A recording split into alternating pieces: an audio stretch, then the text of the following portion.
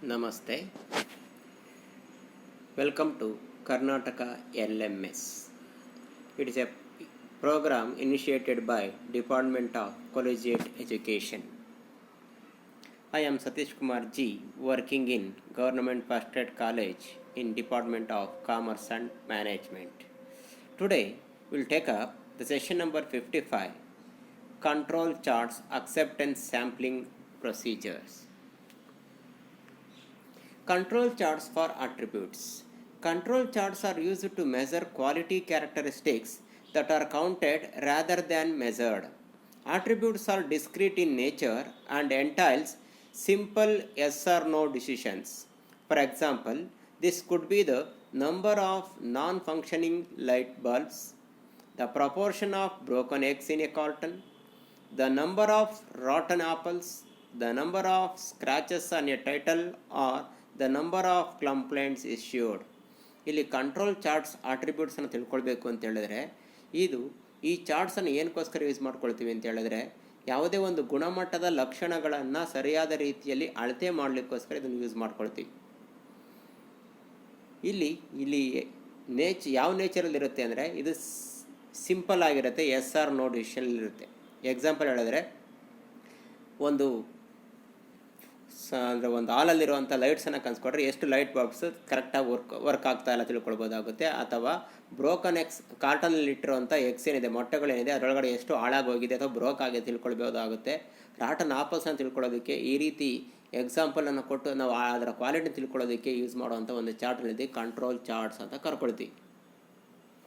Two of the most common types of control charts for attributes are P charts and C charts. P charts are used to measure the proportion of items in a sample that are defective. Example are the proportion of broken cookies in a batch and the proportion of cars produced with a misaligned fender. So here the P charts are used to measure the proportion of items in a samples are defective. ಇಲ್ಲಿ P chart ತೊಗೊಂಡ್ರೆ defective samples ಎಷ್ಟೇ ತಿಳ್ಕೊಳ್ಳೋದಕ್ಕೋಸ್ಕರ use ಮಾಡುವಂಥ ಒಂದು chart. Example ತೊಗೊಳ್ಳೋದಾದರೆ ಒಂದು ಬ್ಯಾಚಲ್ಲಿರುವಂಥ ಏನು cookies ಅಥವಾ chocolates ಇರುತ್ತೆ ಒಳಗಡೆ ಯಾವುದು ಡ್ಯಾಮೇಜ್ ಆಗಿದೆ ಅಥವಾ ಏನಿದೆ ಬಿಸ್ಕೆಟ್ಸು ಅದು ಎಷ್ಟು ಬ್ರೋಕ್ ಆಗಿ ತಿಳ್ಕೊಳ್ಳೋದಕ್ಕೋಸ್ಕರ ಯೂಸ್ ಮಾಡುವಂಥ ಒಂದು examples. Pie charts are appropriate when both the number of defective measured and the size of the total samples can be counted. So here the P charts are appropriate when both the number of defective as well as the total samples be counted. So in that only the P charts is more appropriate.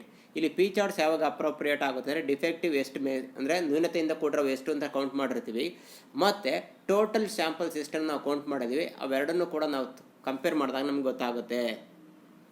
A proportion can then be computed and used as the statistics of measurement. It can be fraction defective chart. Each item is classified as good, that is non-defective, or bad, that is defective. This chart is used to control the general quality of the component parts, and it checks if the fluctuations in product quality are due to chance alone. ಇದು ಪ್ರಪೋರ್ಷನ್ಸನ್ನು ತಗೊಂಡ್ಮೇಲೆ ಏನು ಮಾಡ್ಕೊಳ್ಬೇಕು, ಅದನ್ನು ಯಾವ ರೀತಿ measure ಮಾಡ್ಕೊಳ್ತೀವಿ ಅಂತ ಹೇಳಿದ್ರೆ ಇದನ್ನು ಫ್ರಾಕ್ಷನ್ ಡಿಫೆಕ್ಟಿವ್ ಚಾರ್ಟ್ ಮೂಲಕ ತೋರಿಸ್ಕೊಳ್ಬೋದಾಗುತ್ತೆ. Every item it may be classified as good or bad, that means defective and non-defective. ಇಲ್ಲಿ ನಾವು ತಗೊಳ್ತಾ ಇರೋದು ನಾನ್ ಡಿಫೆಕ್ಟಿವ್ ಮತ್ತು ಡಿಫೆಕ್ಟಿವ್ ಅಂತ ಏನು ಮಾಡ್ಬೋದಾಗುತ್ತೆ, ಕ್ಲಾಸಿಫೈ ಮಾಡ್ಬೋದಾಗುತ್ತೆ. ಇಲ್ಲಿ ಜನರಲ್ ಕಾಂಪೋನೆಂಟ್ಸ್ ಏನಿದೆ ಅದನ್ನು ಚೆಕ್ ಮಾಡಿ ನಾವೇನಾದ್ರು ಫ್ಲಕ್ಚುಯೇಷನ್ ಇದ್ರೆ ಆ ಪ್ರಾಡಕ್ಟ್ಸನ್ನು ನಾವು ಕ್ವಾಲಿಟಿನ ಗುಣಮಟ್ಟವನ್ನು ಚೆಕ್ ಮಾಡೋದಕ್ಕೆ ಇದು ಸಾಧ್ಯ ಆಗುತ್ತೆ. Control charts involving counts can be either for the total number of non conformities defects for the sample of inspected units or for the average number of defects per inspection unit. Defective versus defect.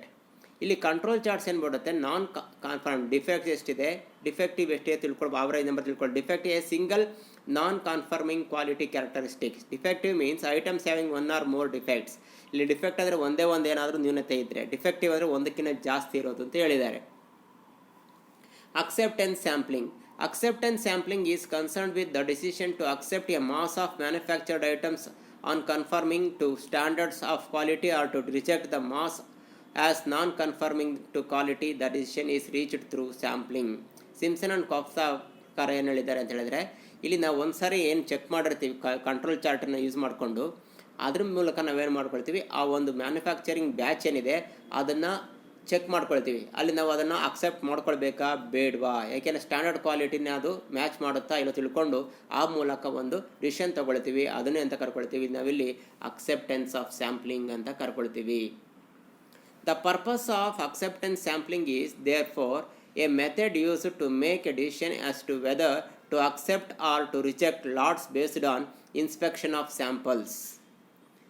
ಇಲ್ಲಿ ಆ ಇನ್ಸ್ಪೆಕ್ಷನ್ಸನ್ನು ಏನು ನಾವು ಪರಿಶೀಲನೆ ಮಾಡಿರ್ತೀವಿ ಆ ಬ್ಯಾಚನ್ನು, ಆ ಸ್ಯಾಂಪಲ್ಸನ್ನು, ಅದ್ರ ಮೇಲೆ ಬಂದಿರೋಂಥ ರಿಸಲ್ಟ್ಸ್ ಮೇಲೆ ನಾವೇನು ಮಾಡಬೇಕಾಗುತ್ತೆ, ಡಿಸಿಷನ್ನ ತಗೊಳ್ಬೇಕಾಗುತ್ತೆ. ಅದನ್ನ ಹೇಳಿರೋದು ಫಸ್ಟ್ ಇನ್ಕಮಿಂಗ್ ತೊಗೊಳ್ತೀವಿ, ಆಮೇಲೆ ಇನ್ಸ್ಪೆಕ್ಷನ್ ಮಾಡ್ಕೊಳ್ತೀವಿ, ತರೋ ಇನ್ಸ್ಪೆಕ್ಷನ್ ಮಾಡ್ಕೊಂಡು ಆಮೇಲೆ ಔಟ್ ಗೋಯಿಂಗ್ ಕ್ವಾಲಿಟಿಯಿಂದ ಅಕ್ಸೆಪ್ಟ್ ಆಗಿದೆಯಾ ಅಥವಾ ರಿಜೆಕ್ಟ್ ಆಗಿದೆಯಾ ಚೆಕ್ ಮಾಡಿ ನಾವು ಅದನ್ನು ಕನ್ಸಿಡರ್ ಮಾಡ್ತೀವಿ. ಇಲ್ಲಿಗೆ ಈ ಒಂದು ಸೆಷನ್ ಕಂಪ್ಲೀಟ್ ಆಯಿತು. Thank you very much.